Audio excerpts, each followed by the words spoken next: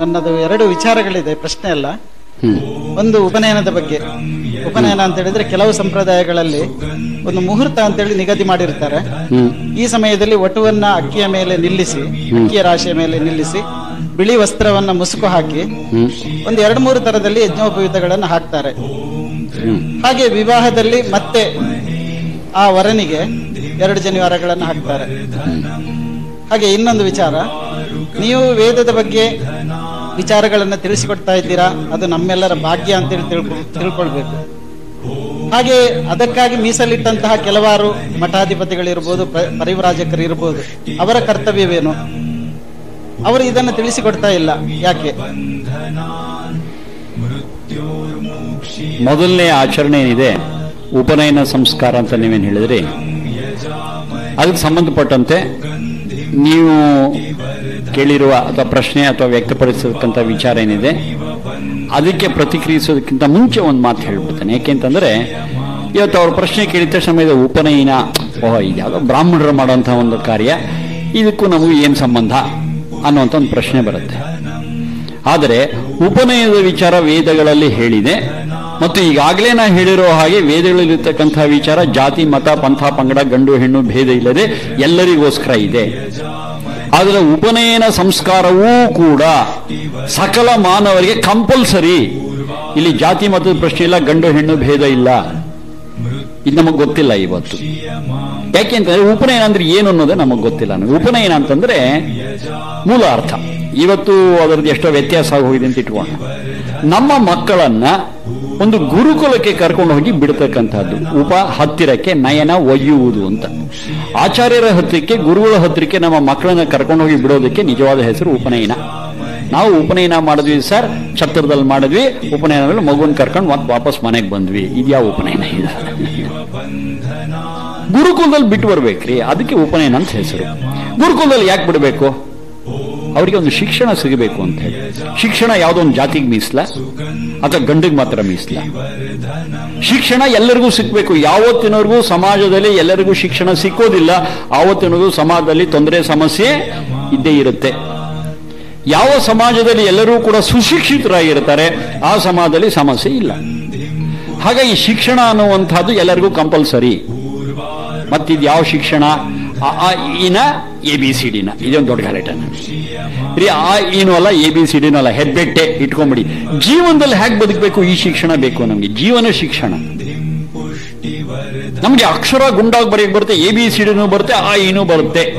ಜೀವನದಲ್ಲಿ ಪ್ರಾಮಾಣಿಕತೆ ಇಲ್ಲ, ಭ್ರಷ್ಟ. ಏನ್ ಮಾಡೋಣ? ಯೋಚನೆ ಮಾಡಿ. ಇವತ್ತು ಅಕ್ಷರಸ್ಥರು ಬೇಕಾದಷ್ಟು ಜನ ಇದ್ದಾರೆ, ಪದವೀಧರು ಬೇಕಾದಷ್ಟು ಇದ್ದಾರೆ, ಅಧಿಕಾರಿಗಳು ಕೂತಿರ್ತಕ್ಕಂಥವ್ರು ಬೇಕಾದಷ್ಟು ಜನ ಇದ್ದಾರೆ. ಎಲ್ಲೋ ಕೆಲವ್ರನ್ನ ಬಿಟ್ರೆ ಮಿಕ್ಕವರೆಲ್ಲ ಭ್ರಷ್ಟ ಅಧಿಕಾರಿಗಳು, ಹೌದಲ್ವಾ ಹೇಳಿ? ಹಾಗಾದ್ರೆ ಇವ್ರು ಕಲ್ತಿದ್ದೇನೋ? ಅಕ್ಷರ ಕಲ್ತರು, ಜೀವನಕ್ಕೆ ಬೇಕಾದ ಪ್ರಾಮಾಣಿಕತೆ ಕಲ್ತರ? ಕಲೀಲಿಲ್ಲ. ಈ ಶಿಕ್ಷಣ ಅಲ್ಲ ನಾ ಹೇಳ್ತಾ ಇರ್ತಕ್ಕಂಥ ಜೀವನ ಶಿಕ್ಷಣ. ಜೀವನ ಶಿಕ್ಷಣ ಪ್ರತಿಯೊಬ್ಬ ವ್ಯಕ್ತಿಗೂ ಬೇಕು. ಬಾಲ್ಯ ಕಾಲದಲ್ಲಿ ಅದು ಸಿಗಬೇಕು. ಅದಕ್ಕೆ ಅವನು ಗುರುಕುಲಕ್ಕೆ ಕರ್ಕೊಂಡು ಹೋಗಿ ಬಿಡತಕ್ಕಂಥದ್ದು ನಿಜವಾದ ಉಪನಯನ. ಮತ್ತೆ ಈ ಉಪನಯನದ ಸಂದರ್ಭದಲ್ಲಿ ಅಕ್ಕಿ ಮೇಲೆ ನಿಲ್ಲಿಸಿರೋ, ಬೇಳೆ ಮೇಲೆ ನಿಲ್ಲಿಸಿರೋ ಇದು ನಮ್ಮ ಮುಖ್ಯ ಅಲ್ಲೇ ಅಲ್ಲ. ಇದು ಸುಮ್ಮನೆ ಎಲ್ಲೋ ಬಂದಿರತಕ್ಕಂಥ ಒಂದು ಸಂಪ್ರದಾಯ. ಶಿಕ್ಷಣದ ಸಂದರ್ಭದಲ್ಲಿ ನಮಗೆ ಬೇಕಾದ ಮಗುವಿನ ವ್ಯಕ್ತಿತ್ವವನ್ನು ರೂಪಿಸ್ತಕ್ಕಂಥ ವಿಚಾರ. ಅಕ್ಕಿ ಮೇಲೆ ನಿಲ್ಲಿಸಿರೋ ವ್ಯಕ್ತಿತ್ವ ರೂಪುಗೊಳ್ಳುತ್ತೆ, ಬೇಳೆ ಮೇಲೆ ನಿಲ್ಲಿಸಿರೋ ರೂಪುಗೊಳ್ಳಲ್ಲ. ಅಲ್ಲ, ಬಿಳಿ ಬಟ್ಟೆ ಹೊದಿಸ್ತಿರೋ ಯಾವ ಬಟ್ಟೆ ಹೊರ ಅದು ಕೂಡ ಕೆಲಸ ಮಾಡೋದಿಲ್ಲ. ಮಗುವಿಗೆ ಜ್ಞಾನವನ್ನ ಕೊಡಬೇಕು. ಮನುಷ್ಯನಿಗೆ ಮುಖ್ಯವಾದ ನಾನು ಆಗಲೇ ಹೇಳಿದೆ, ಯಾವುದು? ಜ್ಞಾನ, ಕರ್ಮ, ಉಪಾಸನೆ. ಈ ಜ್ಞಾನದ ವಿಚಾರವನ್ನು ತಿಳಿಸ್ಕೊಡ್ತಕ್ಕಂಥದ್ದು ಉಪನಯನದಲ್ಲಿ ಅರ್ಥಾತ್ ಗುರುಕುಲದಲ್ಲಿ ನಮಗೆ ಬಹಳ ಮುಖ್ಯ ಆಗತ್ತೆ. ಅದಕ್ಕೆ ಬೇಕಾದ ವ್ಯವಹಾರವನ್ನು ಮಾಡಿದಾಗ ಮಾತ್ರ ಅದು ಸಾರ್ಥಕವಾಗತ್ತೆ, ಹೊರತು ಇಲ್ಲೇ ಇದ್ರೆ ಇಲ್ಲ. ಇನ್ನು ವಿವಾಹ ಸಂದರ್ಭದಲ್ಲಿ ಆರೆಳೆ ಹಾಕ್ತಕ್ಕಂಥದ್ದು, ಇದು ಕೂಡ ಒಂದು ದುಷ್ಟ ಸಂಪ್ರದಾಯ. ಮತ್ತು ಇದಕ್ಕೂ ಮುಂಚೆ ಆರೆಳೆ ಯಜ್ಞೋಪವೀತ ಹಾಕೋದ್ರ ಬಗ್ಗೆ ಕೂಡ ಒಂದು ಸ್ಪಷ್ಟನೆ ಕೊಡಬೇಕು ನಾನು. ಇವತ್ತು ಏನಾಗಿದೆ, ಯಜ್ಞೋಪವೀತ ಎನ್ನುವಂತಹದ್ದು, ಜನಿವಾರ ಎನ್ನುವಂತಹದ್ದು ಜಾತಿ ಸೂಚಕ ಆಗಿದೆ. ಆದರೆ ವೇದಗಳ ಹಿನ್ನೆಲೆ ನಾವು ಮಾತಾಡುವಾಗ ಜನಿವಾರವು ಜಾತಿ ಸೂಚಕ ಅಲ್ಲ. ಜನಿವಾರವು ಜಾತಿ ಸೂಚಕ ಅಲ್ಲ, ಒತ್ತಿ ಒತ್ತಿ ಹೇಳ್ತಾ ಇದ್ದೇನೆ. ಆ ಜನಿವಾರವು ಕರ್ತವ್ಯ ಸೂಚಕ. ಪ್ರತಿಯೊಬ್ಬ ಮಾನವನ ಕರ್ತವ್ಯವನ್ನು ತಿಳಿಸ್ಕೊಡ್ತಕ್ಕಂಥದ್ದು ಜನಿವಾರ ಇದೆ. ಹಾಗಾಗಿ ಯಜ್ಞೋಪವೀತ ಅನ್ನತಕ್ಕಂಥದ್ದು ನಾನು ಮಾನವನಾಗಿ ನನ್ನ ಕರ್ತವ್ಯವನ್ನು ಮಾಡ್ತೇನೆ ಅನ್ನುವ ಪ್ರತಿಯೊಬ್ಬರೂ ಹಾಕೊಳ್ಬೇಕಾದಂಥದ್ದಿದೆ. ಜಾತಿಗೂ ಅದಕ್ಕೂ ಸಂಬಂಧ ಇಲ್ಲ. ಏನು ಕರ್ತವ್ಯ? ತುಂಬ ವಿಸ್ತಾರವಾಗಿದೆ, ಸಂಕ್ಷಿಪ್ತವಾಗಿ ಹೇಳಿಬಿಡ್ತೀವಿ. 3 ಎಳೆ ಇರುತ್ತವ. ಮೊದಲನೇದು ಭಗವಂತನ ವಿಚಾರದಲ್ಲಿ ನಮ್ಮ ಋಣ. ಭಗವಂತ ನಮಗೆ ಗಾಳಿ, ಬೆಳಕು, ಭೂಮಿ, ನೀರು, ಆಕಾಶ ಬೇಕಾದನ್ನೆಲ್ಲ ಕೊಟ್ಟಿದ್ದಾನೆ. ಯಾವತ್ತೂ ಎಲ್ಲ ಬಳಸಿದ್ದಕ್ಕೆ ನಂಗೆಲ್ಲಿ ಫೀಸು ಅಂತೇಳಿ ಬಿಲ್ ಕಳಿಸಿಲ್ಲ. ಇಂತಹ ಭಗವಂತನ ವಿಚಾರದಲ್ಲಿ ನಮಗೆ ಒಂದು ಋಣ ಇದೆ, ಒಂದು ಸಾಲ ತೀರಿಸ್ತಕ್ಕಂಥದ್ದಿದೆ.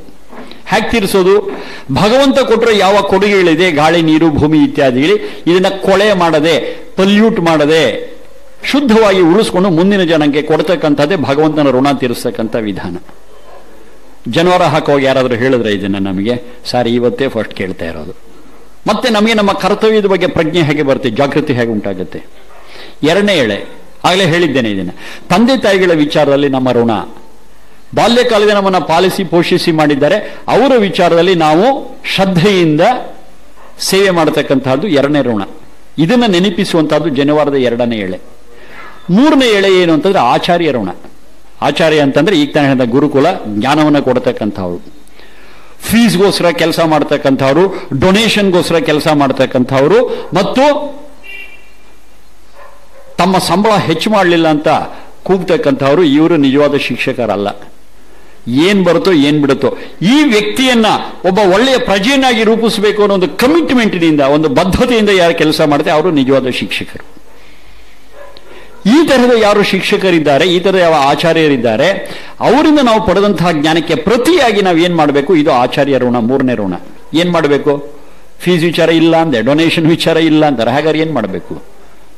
ಆ ಆಚಾರ್ಯರು ನಮಗೆ ಏನು ಜ್ಞಾನ ತಿಳುವಳಿಕೆಯನ್ನು ಕೊಟ್ಟಿರ್ತಾರೆ ಅದನ್ನು 4 ಜನಕ್ಕೆ ನಾವು ಹಂಚಿ ಜ್ಞಾನ ಪ್ರಸಾರವನ್ನು ನಾವು ಮಾಡಿದ್ರೆ ಆಚಾರ್ಯ ಋಣ ನಮಗೆ ತೀರದ ಹಾಗೆ. ಈ 3 ಋಣವನ್ನು ನಾವು ನನ್ನ ಜೀವನದಲ್ಲಿ ತೀರಿಸ್ತೇನೆ ಎನ್ನುವಂಥ ಸಂಕಲ್ಪದೊಂದಿಗೆ ಹಾಕೊಳ್ಳೋದು ಈ ಜನವಾರ. ಈ ಹೇಳಿದ್ದು ಜಾತಿ ಸೂಚಕವ, ಕರ್ತವ್ಯ ಸೂಚಕವ? ಕರ್ತವ್ಯ ಸೂಚಕ. ಯಾರಿಗಿಲ್ಲ ಈ ಕರ್ತವ್ಯ? ಈ ಜಾತಿಯವ್ರಿಗೆ ಮಾತ್ರ, ಗಂಡಿಗೆ ಮಾತ್ರ ಅಂತಾನ? ಪ್ರತಿಯೊಬ್ಬರಿಗೂ ಇದೆ.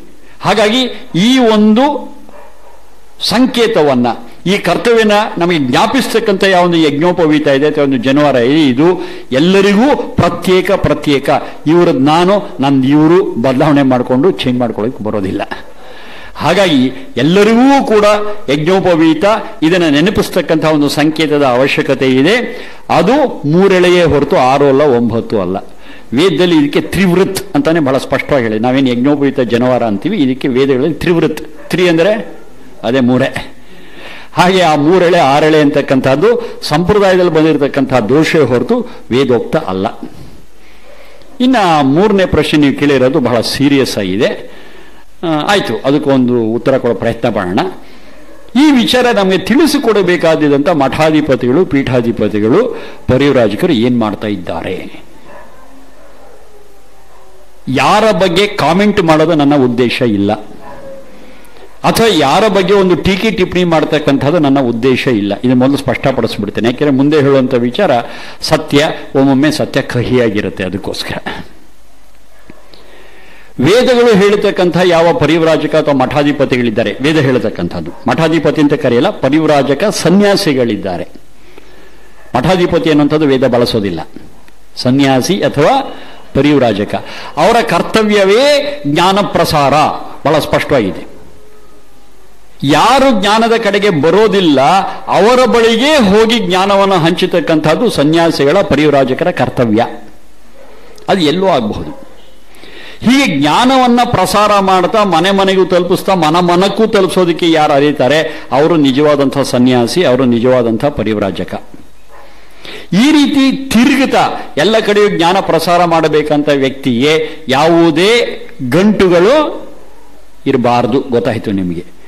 ಒಂದು ಮಠ, ಒಂದು ಸಂಸ್ಥೆ, ಒಂದು ಸಂಸ್ಥಾನ, ಏನೇನೋ ಗಂಟುಗಳು ಹಾಕೊಂಡು ಅದರ ಮಧ್ಯೆ ಕೂತ್ಕೊಂಡು ಕೆಲಸ ಮಾಡತಕ್ಕಂಥವರು ವೇದಗಳ ಬೆಳಕಿನಲ್ಲಿ ಮೂಲತಃ ಸನ್ಯಾಸಿಗಳೇ ಅಲ್ಲ, ಪರಿವ್ರಾಜಕರೇ ಅಲ್ಲ.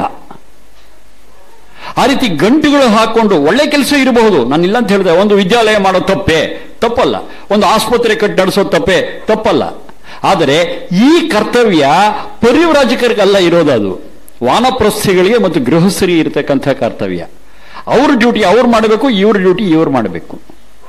ಎಷ್ಟು ಇಂಪಾರ್ಟೆಂಟ್ ಅಂತ ಅರ್ಥ ಮಾಡ್ಕೊಳ್ಳಿ. ಸಾಮಾನ್ಯವಾಗಿ ಸನ್ಯಾಸಾಶ್ರಮ ಅಥವಾ ಪರಿವ್ರಾಜಕ ಅಂತ ಕರೆಯೋದು ಜೀವನದ ಕೊನೆ ಘಟ್ಟದಲ್ಲಿ ಅಥವಾ ಅಷ್ಟು ಪಕ್ವತೆ ಬಂದ ಮೇಲೆ. ಅವರಿಗೆ ಯಾವುದೇ ಥರದ ಗಂಟುಗಳಿಲ್ಲ. ಎಲ್ಲಿವರೆಗೆ ಹೆಂಡತಿ ಮಕ್ಕಳು ಅನ್ನೋ ಗಂಟು ಕೂಡ ಇರೋದಿಲ್ಲ. ಇದು ಒಬ್ಬ ಪರಿವ್ರಾಜಕ ಇಟ್ಕೊಳ್ಳಿ. ಒಬ್ಬ ದುಷ್ಟ ಇದ್ದಾನೆ, ನಾನೊಬ್ಬ ಗೃಹಸ್ಥ, ಹೆಂಡತಿ ಮಕ್ಕಳು ಎಲ್ಲ ಇರತಕ್ಕಂಥ ಅವನ ಹತ್ರ ಹೋಗಿದ್ದೇನೆ. ಏನೋ ಧೈರ್ಯ ಮಾಡಿ, ಅಯ್ಯ ನೀನು ಭ್ರಷ್ಟಾಚಾರಿ, ನೀನು ಭ್ರಷ್ಟತನ ಮಾಡ್ತಾ ಇದ್ದೀಯಾ, ದಯವಿಟ್ಟು ಈ ತರಹ ಮಾಡಬೇಡ, ನಿನಗೂ ಒಳ್ಳೇದಲ್ಲ, ಸಮಾಜಕ್ಕೂ ಒಳ್ಳೇದಲ್ಲ, ಏನೋ ನಾಲ್ಕು ಬುದ್ಧಿ ಮಾತು ಹೇಳೋದಕ್ಕೆ ಶುರು ಮಾಡ್ತೀನಿ. ಅವನು ಹೇಳ್ತಾನೆ, ಸ್ವಾಮಿ ಕೈ ಕಾಲು ನೆಟ್ಟಿ ಇರ್ಬೇಕಾ ಬೇಡೋ ನಿಮ್ಗೆ ಅಂತಾನೆ. ಈ ನನಗೇನಾಗತ್ತೆ ತಕ್ಷಣ, ಅಯ್ಯೋ ಹೆಂಡತಿ ಮಕ್ಳಿಗೆ ಜ್ಞಾಪಕ ಬಂದ್ಬಿಡ್ತಾರೆ, ಆಯ್ತಪ್ಪ ನೀನು ಹಣೆ ಬರ ಹೆಂಗಾರ ಮಾಡ್ಕೊತ ಬಂದ್ಬಿಡ್ತೀನಿ ನಾನು. ಅಲ್ಲಿಗೆ ಅವನ ಪರಿವರ್ತನೆ ವಿಚಾರ ಏನಾಯ್ತು, ಅಲ್ಲೇ ನಿಂತು ಹೋಯ್ತು. ಯಾಕೆ? ಅದನ್ನ ಮಾಡಬೇಕಾದಂಥ ಸಂಪೂರ್ಣ ಶಕ್ತಿ ಸಾಮರ್ಥ್ಯ ಗೃಹಸ್ಥನಾದ ನನಗೆ ಇಲ್ಲ. ಯಾಕೆ? ಹೆಂಡತಿ ಮಕ್ಕಳಿಗೆ ನಾನು ನಂಬ್ಕೊಂಡಿರೋರು ಇದ್ದಾರೆ. ಅಲ್ಲೋ ನಾನು ಬುರ್ರೆ ಓಡಿಸ್ಕೊಂಡ್ಬಿಟ್ರೆ ಇವ್ರನ್ನ ಯಾರು ನೋಡೋರು? ಹಾಗಾದ್ರೆ ಕೆಲಸ ಯಾರು ಮಾಡಬೇಕು? ಅಲ್ಲೇ ಸನ್ಯಾಸಿ ಬರೋದು, ಅಲ್ಲೇ ಪರಿವ್ರಾಜಕ ಬರೋದು. ಹೆಂಡ್ರಿಲ್ಲ ಮಕ್ಕಳಿಲ್ಲ, ಹೆಂಗೂ ಸಾಯ್ತೀನಿ, ಒಳ್ಳೆ ಕೆಲಸ ಮಾಡಿ ಸಾಯೋಣ. ನೀನ್ ಬುರ್ರೆ ನೋಡಿ ಕೈ ಕಾಲನ ಕತ್ರ, ನೀನ್ ದುಷ್ಟ, ನೀನ್ ಸರೋಗ್ಬೇಕಷ್ಟೇ. ಈ ಪಟ್ಟು ಹಿಡಿದು ಕೂತ್ಕೊಳ್ಳೋದಕ್ಕೆ ಯಾರಿಗಾಗತ್ತೆ?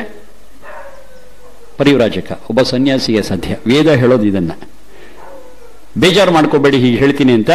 ಇವತ್ತಿನ ಯಾರ್ಯಾರು ಬಹುಮಟ್ಟಿಗೆ ಎಲ್ಲೋ ಅಲ್ಲೊಂದು ಅಪವಾದ ಇರ್ಬೋದು, ಎಲ್ಲ ಒಂದು ನಿಯಮಕ್ಕೊಂದು ಅಪವಾದ ಇರುತ್ತೆ ಅಂತ ಇಟ್ಕೋಣ. ಹೆಚ್ಚು ಕಮ್ಮಿ ಇವತ್ತು ಯಾರ್ಯಾರನ್ನ ನಾವು ಸನ್ಯಾಸಿಗಳು, ಪರಿವ್ರಾಜಕರು, ಮಠಾಧಿಪತಿಗಳು ಅಂತ ಹೇಳ್ತಾರೆ, ಅವರೆಲ್ಲರೂ ಪಾದ ಪೂಜೆ ಒಳಗೆ ಮುಳುಗಿದ್ದಾರೆ. ನಂಬರ್ 1. ಇರ್ಲಿ, ಆ ಪಾದ ಪೂಜೆಗೆ ಯಾರು ಹಣ ತಂದು ಕೊಡ್ತಾರೆ, ಯಾರಾದರೂ ಯಾವತ್ತಾದರೂ ಅವರನ್ನ ಏನಯ್ಯ ಪಾದ ಪೂಜೆ ಮಾಡಿ ಹಣ ಕೊಡ್ತಿಲ್ಲ, ಈ ಹಣವನ್ನು ನೀನು ನ್ಯಾಯವಾದ ಮಾರ್ಗದಲ್ಲಿ ಸಂಪಾದಿಸಿ ಅಂತ ಕೇಳಿದಾರ? ವಿಮರ್ಶೆ ಮಾಡಿ. ಯಾವುದೋ ನಮ್ಮ ಮಠಕ್ಕೆ ಹಣ ಬಂದರೆ ಸಾಕು ಅಂತ ಭಾವನೆಯಲ್ಲಿ ಇರ್ತಕ್ಕಂಥವ್ರ ಸಮಾಜನ ಏನು ಸುಧಾರಣೆ ಮಾಡ್ತಾರೆ? ನಿಜವಾದಂತಹ ಒಬ್ಬ ಮಠಾಧಿಪತಿ ಇಟ್ಕೊಳ್ಳಿ. ಮಠಾಧಿಪತಿ ಕಾನ್ಸೆಪ್ಟ್ ನಮಗೆ ವೇದಗಳಲ್ಲಿ ಇಲ್ಲ, ಇರ್ಲಿ ಇಟ್ಕೊಂಬಿಡಿ. ಯಾರೇ ಒಬ್ಬ ಮಠಾಧಿಪತಿ ನನ್ನ ಹತ್ರ ಬರ್ತಕ್ಕಂಥ ಒಬ್ಬ ಭಕ್ತ, ನನಗೆ ಕಾಣಿಕೆ ಕೊಡ್ತಕ್ಕಂಥ ಯಾವನೇ ಒಬ್ಬ ಭಕ್ತ ಪ್ರಾಮಾಣಿಕನಾಗಿರಬೇಕು, ಶುದ್ಧ ಚಾರಿತ್ರ್ಯ ಉಳ್ಳವನಾಗಿರಬೇಕು, ಅವನು ಪ್ರಾಮಾಣಿಕವಾಗಿ ಸಂಪಾದನೆ ಮಾಡಿದ ಹಣದಲ್ಲಿ ಕೊಡಬೇಕು ಅಂತ ಒಂದು ನಿಯಮ ಪಾಲನೆ ಮಾಡಿದ್ರೆ ಸಮಾಜದಲ್ಲಿ ಎಷ್ಟು ಪರಿವರ್ತನೆ ಆಗುತ್ತೆ ಯೋಚನೆ ಮಾಡಿ. ಯಾವತ್ತಿನವರೆಗೂ ಈ ರೀತಿ ಮಾಡೋದಿಲ್ಲ, ಆವತ್ತಿನವರೆಗೂ ಇವರೆಲ್ಲರೂ ಪರೋಕ್ಷವಾಗಿ ಸಮಾಜದಲ್ಲಿ ಅನ್ಯಾಯ ಅತ್ಯಾಚಾರ ನಡೆಯೋದಕ್ಕೆ ಕಾರಣ ಆಗಿರ್ತಾರೆ, ಅದರಲ್ಲಿ ಇವರು ಭಾಗಿಗಳಾಗಿರ್ತಾರೆ. ಪ್ರತ್ಯಕ್ಷ ಅಥವಾ ಪರೋಕ್ಷ. ಇದೊಂದು ಆತ್ಮವಿಮರ್ಶೆ ಮಾಡ್ಕೊಳ್ಬೇಕಂತ ವಿಚಾರ ಇದೆ. ಯಾರು ಕಾವಿ ಹಾಕಿರೋರು ಮಾಡಬೇಕು, ಅವ್ರ ಕಾಲಿಗೆ ಬೀಳೋರು ಮಾಡಬೇಕು. ಯಾವಾಗ ನಾವು ಇದನ್ನು ಗಂಭೀರವಾಗಿ ಆಲೋಚನೆ, ಒಂದು ಆತ್ಮವಿಮರ್ಶೆ ಮಾಡಿಕೊಂಡು ಪ್ರಾಮಾಣಿಕವಾದ ಉತ್ತರ ನಮಗೆ ಸಿಕ್ಕುತ್ತೆ, ಆವಾಗ ಸಮಾಜದಲ್ಲಿ ಪರಿವರ್ತನೆ ಬರುತ್ತೆ. ಆ ಪರಿವರ್ತನೆ ಬರಲಿ ಅನ್ನೋ ಆಶಯವೇ ನಿಮ್ಮ ಪ್ರಶ್ನೆಯಲ್ಲೂ ಇದೆ, ನನ್ನ ಉತ್ತರದಲ್ಲೂ ಇದೆ.